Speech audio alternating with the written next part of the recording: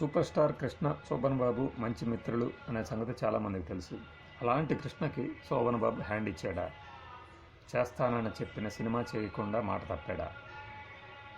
ఒక వారము ఒక నెల రోజుల నుంచి యూట్యూబ్లో సోషల్ మీడియాలో సర్క్యులేట్ అవుతుంది.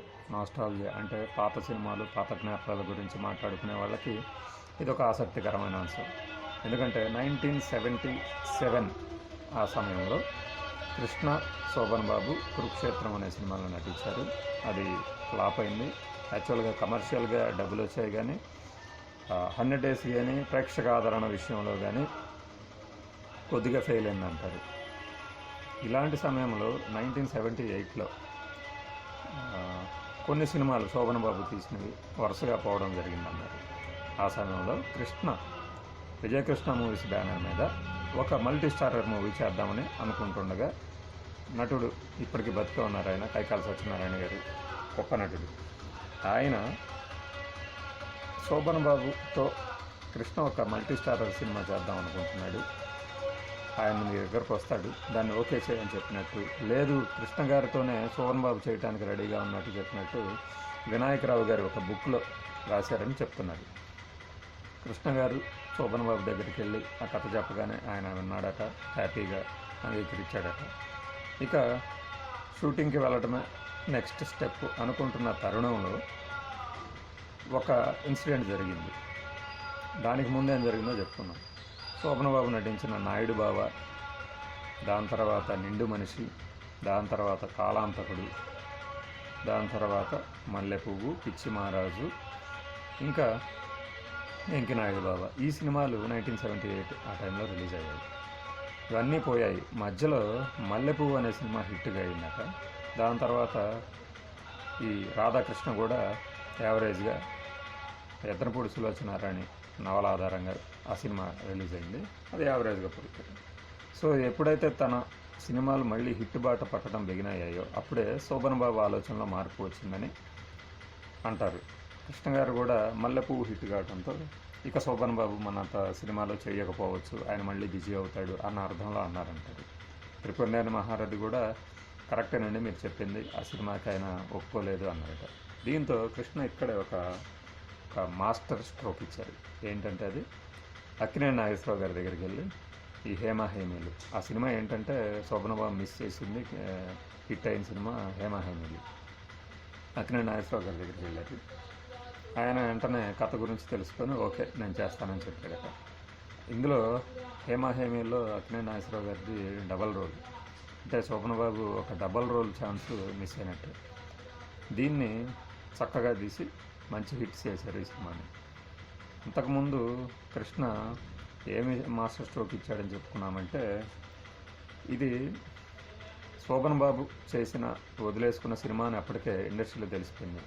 దానికన్నా అంటే ఆయన రేంజ్ కన్నా తక్కువ నటులు ఎవరైనా మురళీమోహన్ కానీ, మోహన్ బాబు కానీ, ఇంకేదన్నా తక్కువ స్థాయి అంటే నటనలో కాదు, ప్రేక్షకాదరణలో కాదు, మార్కెట్ పరంగా తక్కువ స్థాయిలో ఉన్న వాళ్ళని కనుక తీసుకుంటే ఈ సినిమా రేంజ్ రాదు. అదిగాక ఫ్యాన్స్లోనూ కొంతమందిలోనూ ఎగతాళి గురవుతామని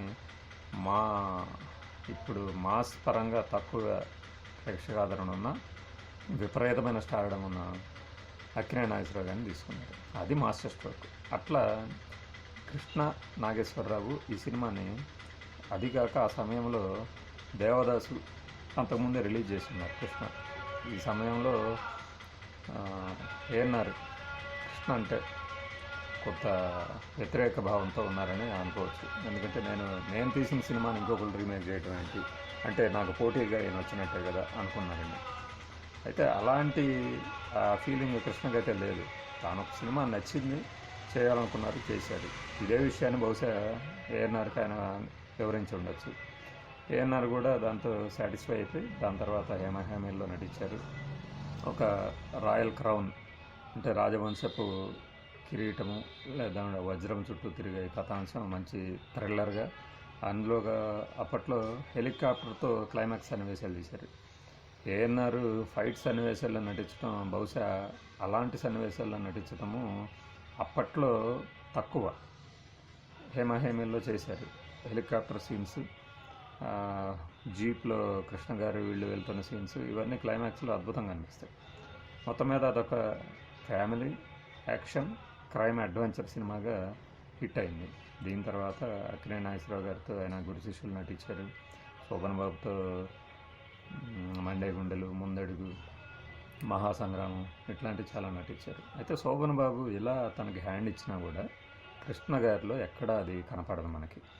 ఎందుకంటే దాని తర్వాత 83లో వీళ్ళిద్దరి కాంబినేషన్ మహాసంగ్రామం వచ్చింది. మహాసంగ్రామం విషయంలో కూడా చాలా గొడవ అయిందంటది. శోభన్ బాబు క్యారెక్టర్ని తగ్గించారని, అందుకే ఇక మల్టీ స్టార్ చేయనన్నారని చెప్పేసి.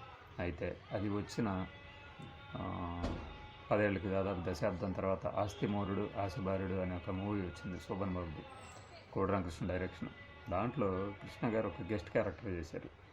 యాక్చువల్గా శోభన్ బాబుకి అప్పుడు స్టార్డమ్ తగ్గిపోయింది, ఆయన ఫ్యాన్స్ ఒప్పుకోరేమో. కానీ కేవలం కృష్ణ గారు ఆయన సమకాలికులు కృష్ణ ఇంకా యంగ్ హీరోగా నటించడం చూసి కొంతమంది నిర్మాతల ఒత్తిడి మేరకి శోభన్ బాబు, కృష్ణరాజు కూడా కొన్ని సినిమాల్లో జీన్స్ ప్యాంట్లు టీషర్ట్లు వేసుకొని హీరోలుగా చేశారు. కానీ అవి అంత పెద్దగా ఆడలేదు. ఆస్తిమూరుడు ఆశబారుడు తర్వాత ఫ్లాప్ అయినా కూడా కృష్ణ గారే ఆమ్దాని, కచ్చా రూపాయ, అఠాని ఇట్లా రీమేక్ చేశారు హిందీలోకి.